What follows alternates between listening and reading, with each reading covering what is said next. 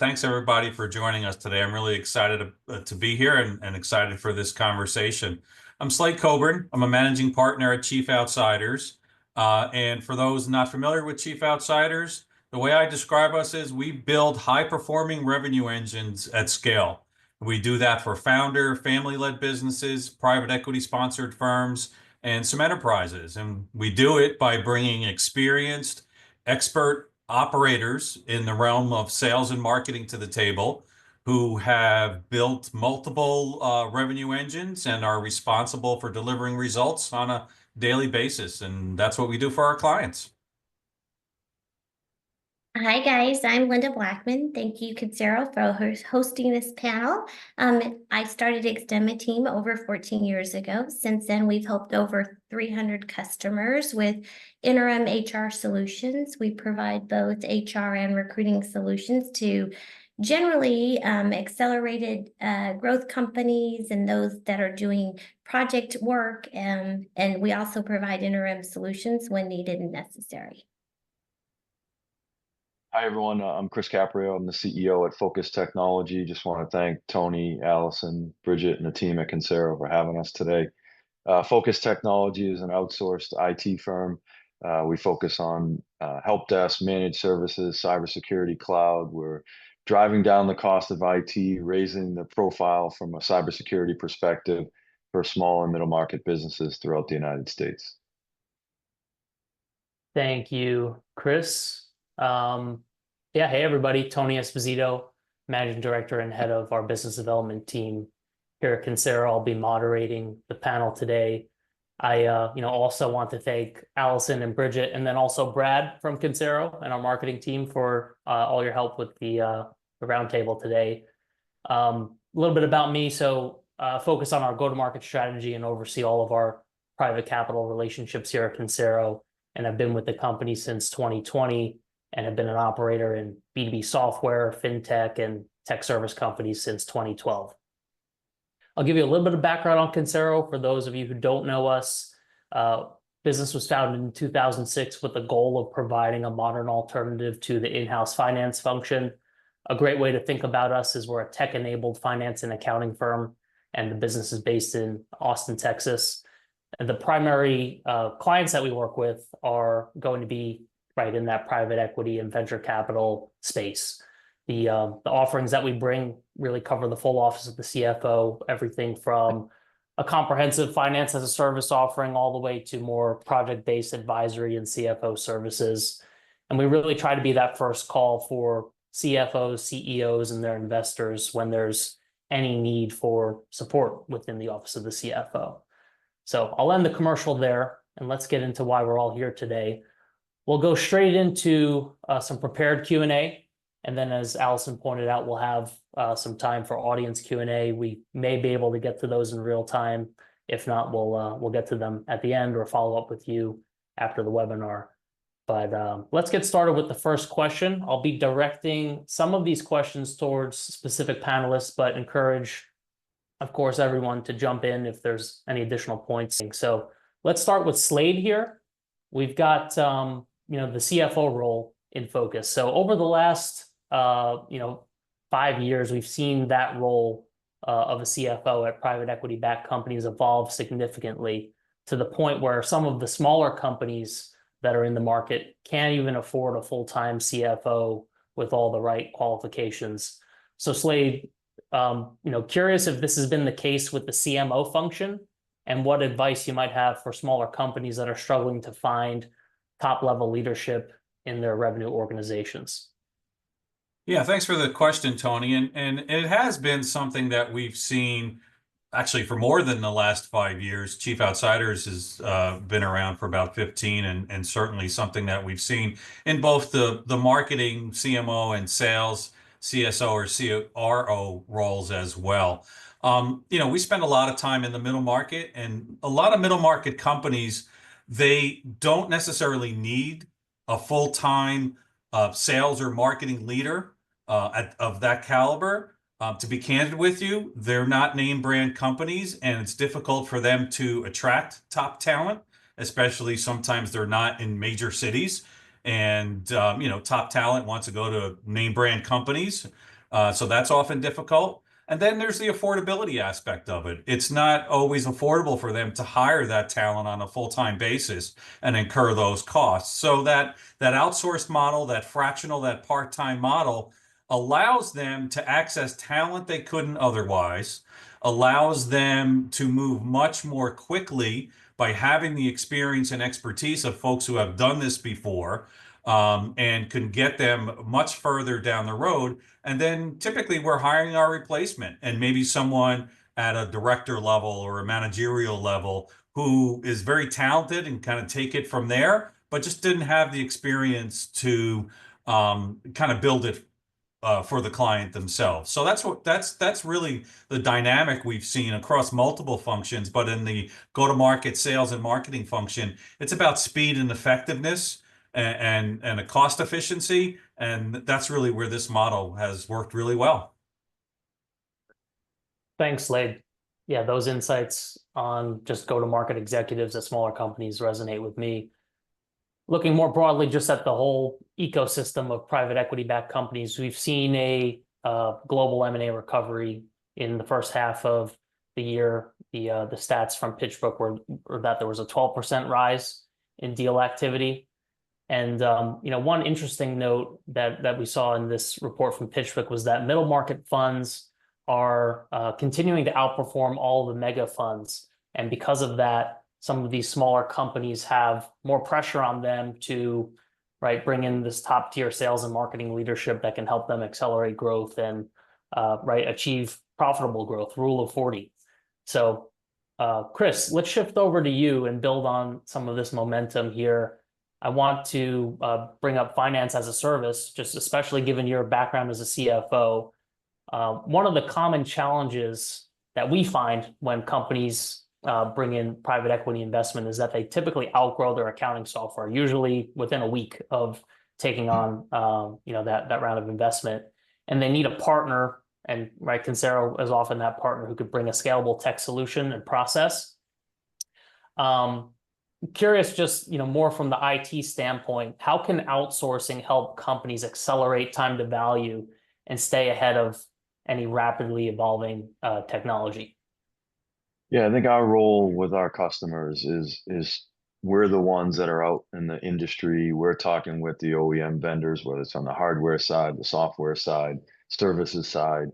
And it's tough. I mean, for small businesses to be able to have maybe 2 or 3 people in finance or IT or whatever department it might be at the most, to put all that pressure on those individuals to learn and understand everything that's going on between AI, cybersecurity, and everything else across in the cloud. So really utilizing an outsourced partner, not just to help support the work, but also for the leadership at that outsourced provider that's living and breathing that technology, or in Slade's case on the marketing and sales side, or Linda on the HR side, that we're expected to know what's going on in the industry. So we're meeting with customers to help them understand what they should be thinking about if they took on a new investment or thinking about growing or scaling, and being able to leverage our capabilities, or anyone of us on the call, to be able to scale up and scale down during uncertainty, whether it's M&A growth, whether it's economic decline. So I think having an outsourced partner is very successful for companies that are looking to either scale up or scale down. Those are some great points, Chris. Definitely working with third parties can help you with scalability, and then also just to upgrade your capabilities a lot faster than building in-house. Let's shift gears a little bit and talk about a recent study from our friends at Avalara on employee retention within the CFO suite. So Avalara found that 81% of CFOs in the US and UK are having trouble finding accounting expertise, and 49% are struggling to recruit FP&A staff. And now this leads me to a question for Linda, focusing in on HR. So Linda, at Consero, we often see investor-backed companies struggle with turnover within their finance and accounting departments. In what ways can outsourcing help improve employee retention? Sure. I think it's not just the finance and accounting departments, right? I think we see those turnover rates in other departments as well with companies those size. In year one, an employee really might be attracted to you and what you're doing. It's a new role. you definitely want to keep them there. And you do that by creating some kind of value proposition for your employee. I think that's really hard to do when you're running a business. And if you don't have a dedicated HR or talent management team to help you create the right strategy for that, it is something that you can actually find through outsourcing or using firms like ours. What we've been able to go in and do and help companies is create development plans for their employees so that you can really help meet them where they are and give them that outlook of being a long-term player in your company. It really helps to drive engagement and then eventually long-term retention. You know, the cost of turnover for employees in these positions that you mentioned for accounting and finance at minimum is $20,000 to $25,000. That's not really, that doesn't actually account for productivity loss as well. So you absolutely want to have some kind of strategy to engage your employees beyond that year one when they first fall in love with you. Thanks, Linda. Yeah, I mean, development plans, engagement strategies can, yeah, absolutely help to address talent retention. Continuing on this theme of just hard to find specialized expertise, let's go back to Chris. Chris, small businesses usually lack the bandwidth to stay on top of the evolving technology out there, AI, cybersecurity, cloud, as you mentioned, compliance. How does outsourcing provide access to a team that can offer some strategic guidance in those areas? Yeah, I think, if you're an organization that is doing something else, right? So finance and accounting or IT is not your, revenue generating service or product. I think leveraging these companies to be able to understand what's going on in the industry.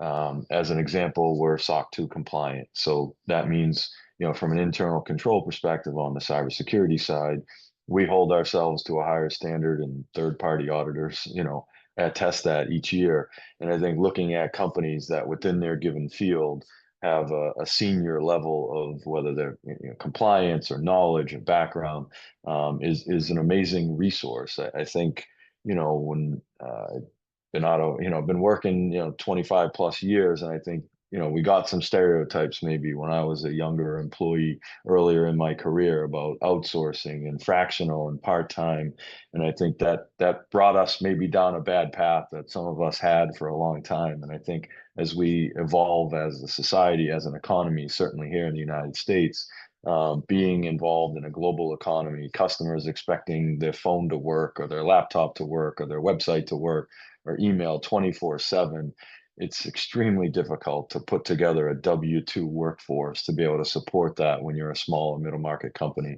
So I think just leveraging both the resources and bodies to do it, but also the knowledge that those companies have, maintaining proper compliance, whether it's across all of us, especially Linda on the HR side. There's so many things changing on a regular basis in different states, and you have employees in every state, and you got to have 50 different policies sometimes for certain things. Which state do I have to show salary for a new job rec? Which state do I do not? Sorry, I'm not trying to steal your thunder, Linda. I'm just dealing with it as a CEO. That outsourcing partners help so much in that area that one individual or two individuals at these small businesses just can't maintain. It's just not possible. Tony, I think just to follow up on that real quick, the other dynamic I find is, every company has a hiring profile. They want people with certain background and skill set, and then you're all working together on the same problems. And so your world just naturally is kind of shrunk. And you don't get the benefit of experience and expertise outside multiple industries. So I think, by outsourcing and, leveraging tools like, Chris and Linda bring to the table, and those capabilities, and Chief Outsiders, with our 120 CXOs, bringing that experience across multiple industries and multiple ways of thinking, I think just expands the horizon for companies in a way they can't just do on their own. And you just kind of naturally heads down working all day, and you kind of lose that forest through the trees. Yeah, excellent insights. I couldn't agree with you guys more. There's definitely advantages to working with a partner whose core competency is the problem that you're trying to solve. Just kind of, again, zooming out and looking at the macro landscape, we've seen just here at Consero, a lot of different private equity groups and some venture groups as well approaching us as they're preparing their companies for M&A or funding events. And right, we're expecting this trend to continue. And profitable growth, as I mentioned before, has really become a focal point for investors that are looking for good returns on their investments. So back to you, Slade.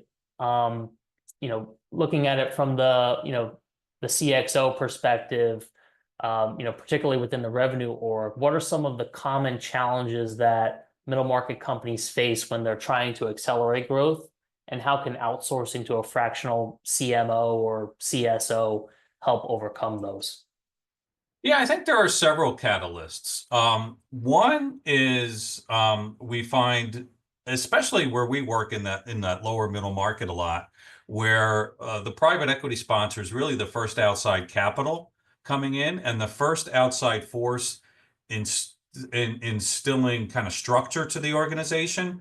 Number one, they're not looking for incremental growth. They're looking to transform the business that they're investing in and have transformational growth.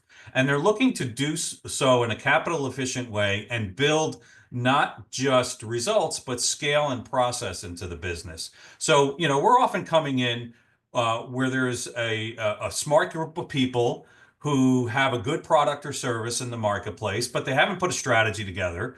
They have cobbled all their systems together. They've just kind of figured it out as they go along. And they really don't have a purposeful approach to going to market and identifying and attacking the customer segments that are most attractive and profitable, et cetera, for them. So one of the catalysts in that area is just building that scale and that purposefulness and that accountability into their go-to-market organization across the sales and marketing spectrum. And then you have in case of investors involved, what's their investment thesis? What are they trying to do with that asset, with that company? Often they're looking to expand into new markets, new geographies, new customer segments, whatever the case might be. They're looking to bring new products and services to the table. Obviously, we all know there's, often that roll-up strategy in play where they're looking to acquire ancillary businesses and build on that platform. All those things are new to a lot of those CEOs and management teams that were just kind of heads down running their own business on their own and can, quite frankly, be somewhat overwhelming.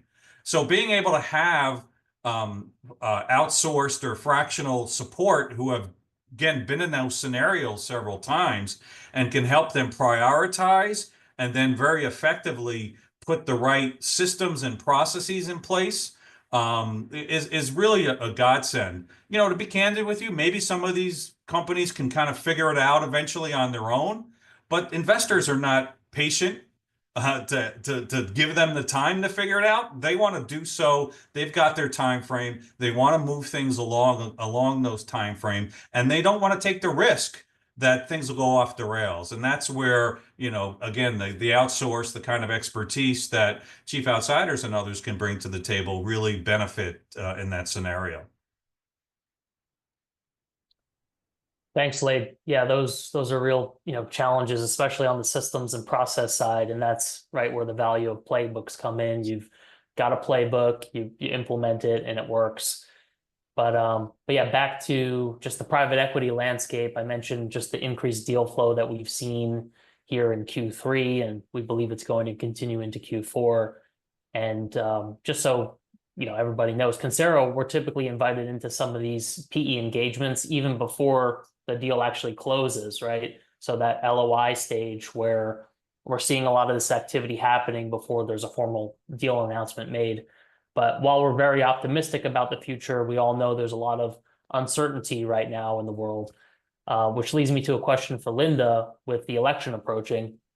I know companies are kind of thinking about regulatory changes that might be coming and what frameworks they'll need to be operating within. So tell us, what you think outsourcing, how does outsourcing play a role there in helping companies to adapt their internal controls and maintain compliance if there are regulatory changes? Wow, I wish I had a crystal ball about the next 30 days, don't you guys? About how that's going to all shake out, right? But I think in light of that, outsourcing different departments allows you to harness what I call kind of collective wisdom, right? It's fast to make sure you're in a position to meet any regulatory requirements or compliance.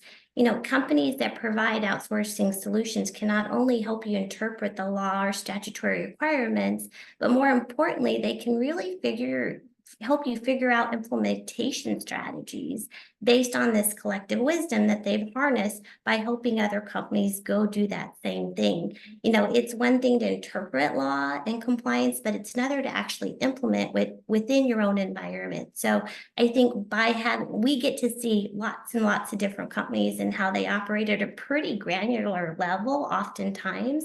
So we're going to be able to provide a lot of advisory on how to meet that requirement so that your company can continue to operate. I think Chris mentioned earlier that particularly with HR, there are a lot of issues in different states. And if you're not 100%, pretty sure that's not your job 100% of the time to stay on top of that, but it is my job and it's my team's jobs to go do that. So it can really help you navigate those waters when necessary.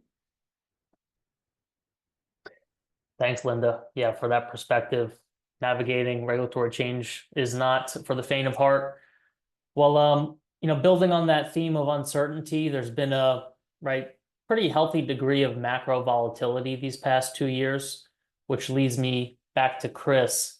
And I'm curious for your thoughts on what role you think outsourcing can play in helping companies continue to innovate, especially in uncertain environments.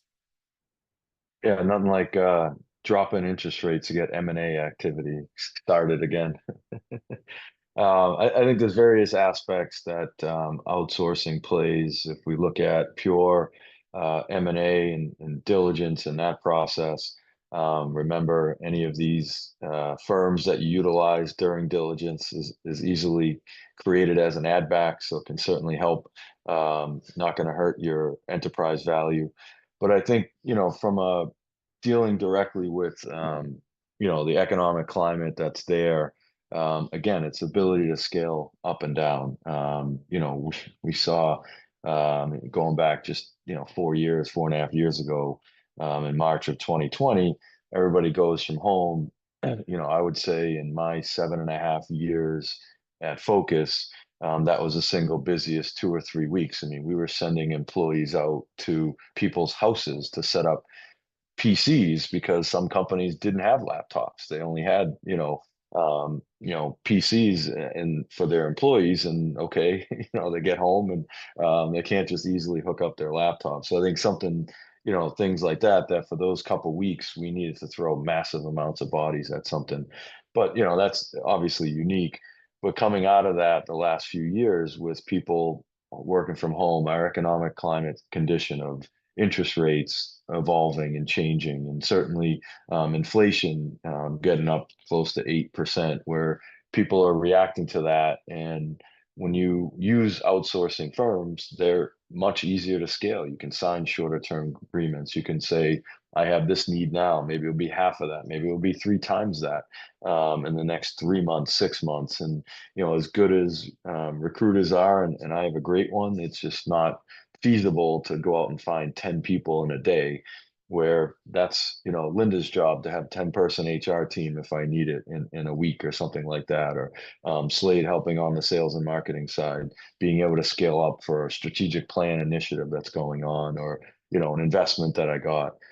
So I think it's imperative that even if you're not ready, or you don't think you need to make a move to an outsourced provider today, getting involved in discussions over the next couple months within finance, HR, marketing, sales, all these areas, and understanding what's out there. So if the need does come up, you've already made your selection of vendor.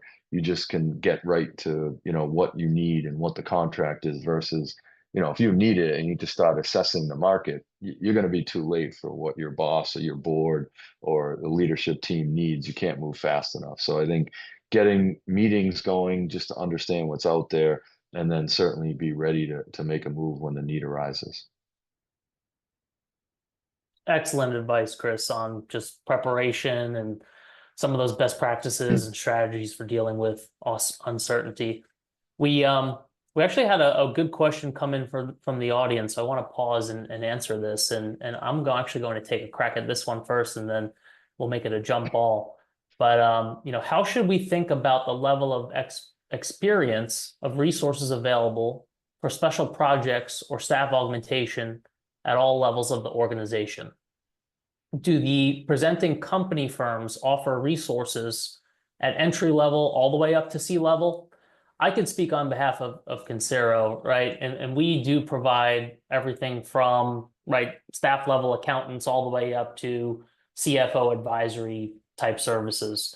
So my best advice to people is just come to us and let us know what the problem is, and then we're going to come back to you with a solution, right? What is our best recommendation for whatever problem you're trying to solve? And sometimes that can be done with a lower level resource. Sometimes that's a combination of different resources, but it really just depends on the needs. And then we definitely provide a bespoke solution. But Chris, Linda, Slade, any of you want to jump in and give that one a shot? Yeah, we're very much the same from an IT perspective. I mean, we have entry-level help desk engineers if some of our customers need a body for a few weeks on site just to help with a large scale volume on a low level, level one engineer. And we go all the way up to, we have chief information security officers. From a cyber perspective, we have a fractional CIO program. We actually have a fractional AI officer program. So we have all levels, yes. Yeah, so one of the things I think companies don't plan for often is leave management. So one of the things we've done very recently is really get involved with our clients on planning leave management. It's a bigger thing in society in terms of a value proposition, and companies are running pretty lean, so they don't have necessarily an extra person or body to cover that 12-week leave management. So I think that's also something that people aren't planning for in terms of their business continuity. And it's something they need to be thinking about, because we're all trying to run with smaller staff and be very lean and create higher productivity environments. And having one person out for that period of time can really put a burden on the rest of your team and staff.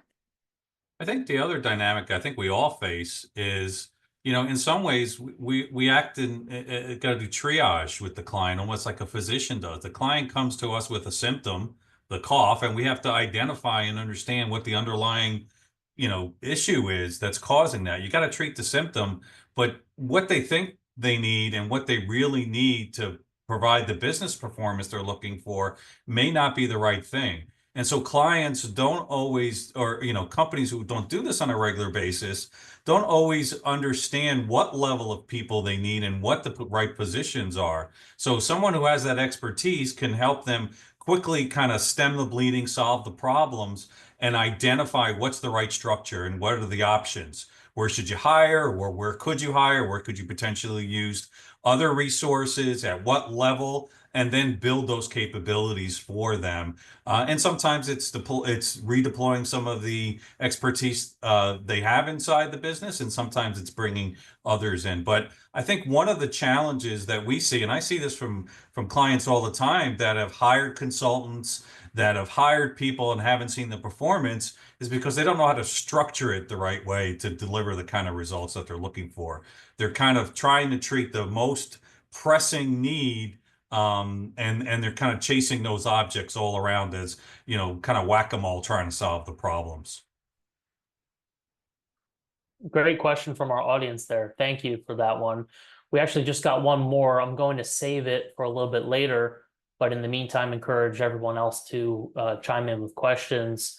Let's go back to you, Slade. So just speaking on the topic of ROI, we really would like to better understand, how do you measure the ROI of outsourced CXO services, and what tools, if any, will executives have to monitor and understand the success of a client partnership with chief outsiders? Well, one of the first, maybe not the first, but one of the things that we do in many, if not most of our engagements, are helping our clients understand how to think about and measure ROI, on the different programs and the different initiatives and putting those dashboards in place. As you all know, data is dirty. Our clients are struggling to really understand return. And, by giving the line of sight, excuse me, to the CEO and to the management team, we're enabling them to really understand the levers that provide that ROI. And then from a chief outsider standpoint, we're looking at multiple things. We're looking at, and some of this depends on the client and their business model and their business approach. Revenue is a lagging indicator, and especially if they have a long sales cycle, what are the leading indicators that are going to show up that demonstrate progress along the way? Again, in a B2B environment, it might be number of appointments, then number of proposals to close deals and some of those types of things. But those things give line of sight, not just from a reporting standpoint, which is important, but helping to identify where bottlenecks might be in the process, where opportunities are, et cetera. So I think that's important. And then, again, more strategically, and especially in the case where there's a private equity sponsor involved, what are they trying to do to transform that business? How has the organization been set up to be more valuable going forward? They've now, we've taken a business that was in one channel and now they're selling through multiple channels. We've taken a business that had a very narrow customer segment, and we've expanded their total addressable market by moving them into additional customer segments or geographies, those types of things. So, there's some of the numeric results, and setting up those dashboards is a way to demonstrate that. And then there's the strategic results that, in the case of private equity sponsored businesses, really demonstrate the value that we've added from an enterprise standpoint in transforming that asset. Thanks, Slade, for sharing how ROI can be measured there. Let's get over to the audience question. So this one is on the topic of AI. Audience member asks, can the panelists give their thoughts on how AI will impact outsourcing along with its potential ability to unlock growth and operational efficiency? I could just speak from, Consero's point of view. So we believe that wave is coming, and you can either ride the wave or you can get rolled over by the wave. So, we're starting to, hire internal developers that can build AI applications, and have actually, started to implement some of that technology with some of our higher transaction volume clients within the AP function. So we've identified 60 different use cases where we could actually use AI to extract and validate data from invoices and other sources. So, the future is coming. It's just a matter of, figuring out those use cases, prioritizing them, and then commercializing them. But that's our perspective. Would love to hear from rest of the panelists as far as AI initiatives and the like. Do you think we get through a 45-minute webinar without talking about AI? I think you hit it spot on, Tony. I think from our perspective, we're looking at the same just within our help desk. So how we interact with our customers, if they forget their password, if they hire or terminate an employee, some of the low-level areas. And I really couldn't agree with you more that, I think from a SMB perspective, you have to be cautious. We don't have the capital to compete with some mega companies that are spending in the billions of dollars to get things rolling. But I think taking a step back, identifying some high volume, low enjoyment, I would say, tasks, and trying to leverage AI to complete those tasks. And I think starting small and not trying to compete or think about what some of the massive companies are doing with large language models, and really just focus on some short, low-level prompting to help some of your, employees. And I think the last thing I'll say that we're trying to do is get our employees as a whole, we have about 100 of them, touching AI. We believe heavily in it. So, in order for us to convert to a company in 3, 5, whatever number of years or months, I guess it takes, people have to get used to using, whether it's ChatGPT, we use Copilot with Microsoft a lot. There's any of the other models out there, and you set some guidelines and rules, but to not take an opportunity to see what ChatGPT gives you back for proposal for cybersecurity services and just get some ideas off of that. I think if you're not doing that, you're behind the curve in whatever your business is. So absolutely, don't get hit by the wave. Grab your surfboard, jump on top of the wave, and join the fun. I think also, like any new technology, there's kind of that rush, as you said, Chris, right? We can't get through a conversation without talking about AI. And I think a lot of companies, especially in that small business space, are just drowning, and sometimes they just don't even know where to start. So I like, what you talk about in terms of leveraging some of the tools. One of the things that we've done is we've put together an AI maturity assessment for our clients to help them understand kind of where they are and what some practical steps might be for them to take going forward. I still think we're in the efficiency play, and how people can leverage AI to be more efficient, but you can't just set it and forget it. You still need the expertise and experience to know how to use it correctly when the output that AI is giving you is correct or not correct, and what is really useful. And I think that expertise is really what's there, because I've seen some bad things happen when when businesses rely on AI without any of those kind of guardrails or that expertise or that experience. So I think it's definitely something, as you say, that folks need to lean into and understand, and first develop the business case that says how you're going to leverage it and how it's going to help from a business standpoint. I think understanding where you're trying to get to and how AI can help you get there is an important first step.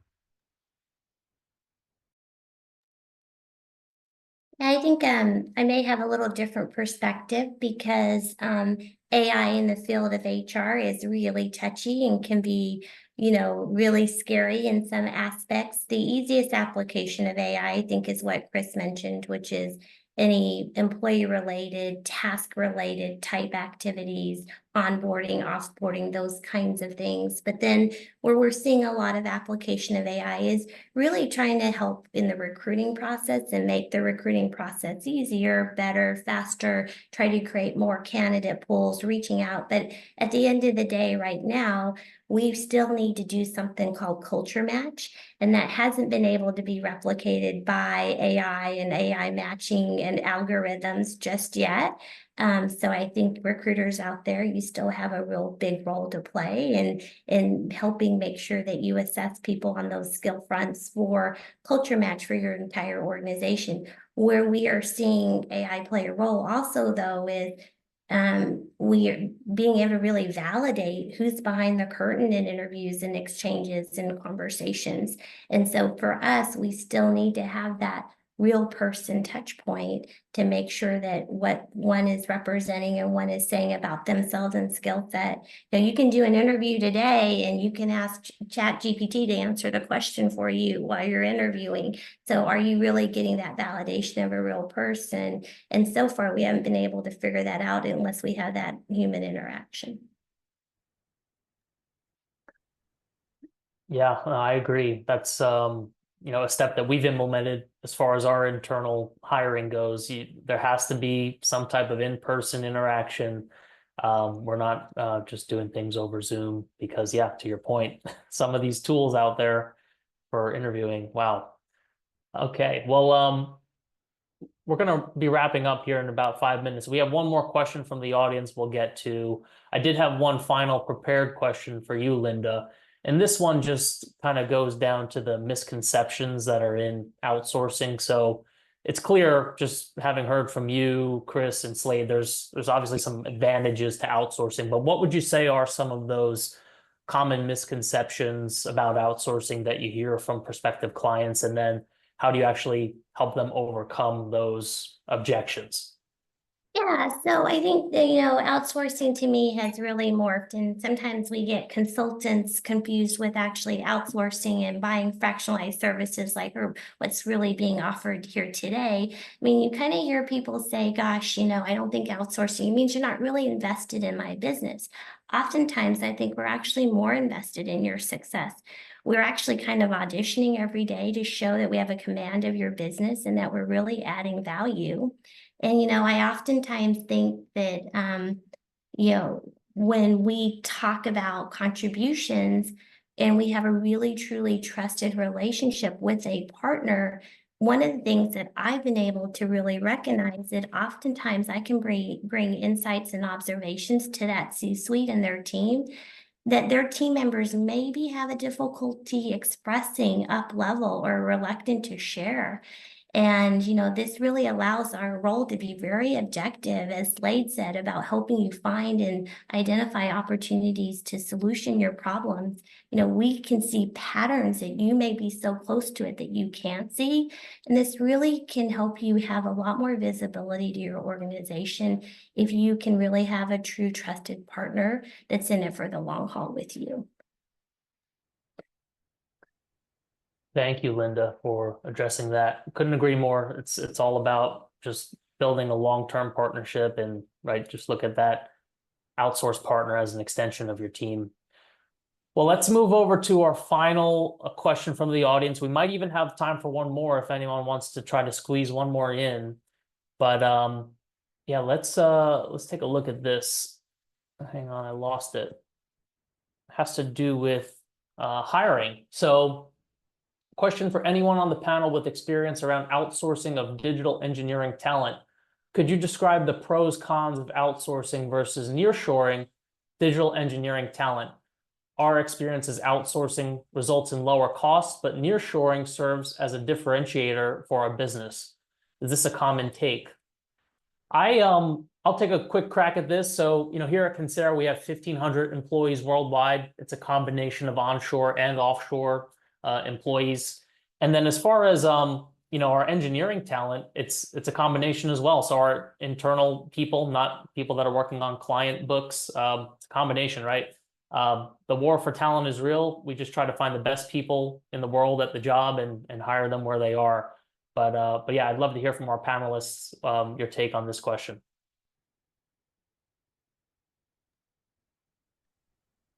I mean, I admittedly have limited experience on the digital and product side, but certainly have a lot of experience, nearshoring, offshoring.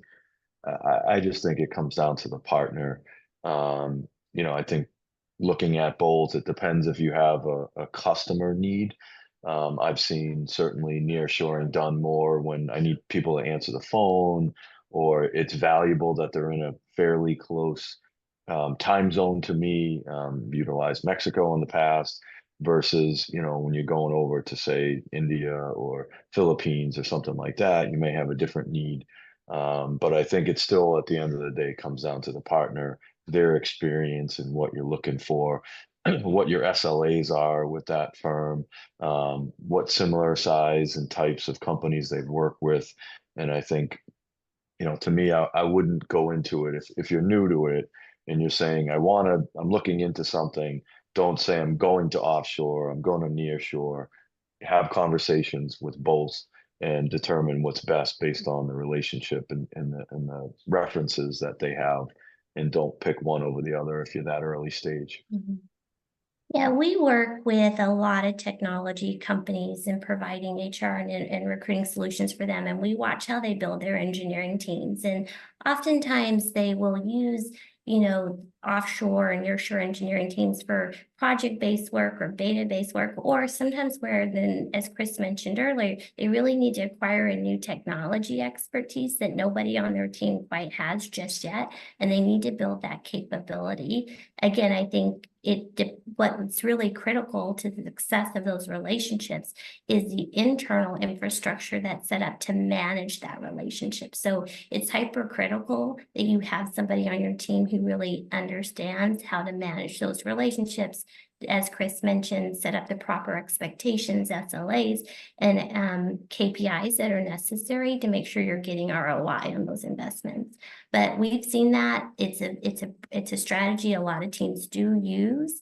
Again, I think it's project specific. It's really important they have a good internal resource to help manage it. And then it's really if they have that capability or they're going to build it for the long term. All right. Well, with that, I think we're at time here. So I want to just say thank you to our panelists and, just on behalf of the panel and everyone here at Consero, thank you, our audience, for the time today.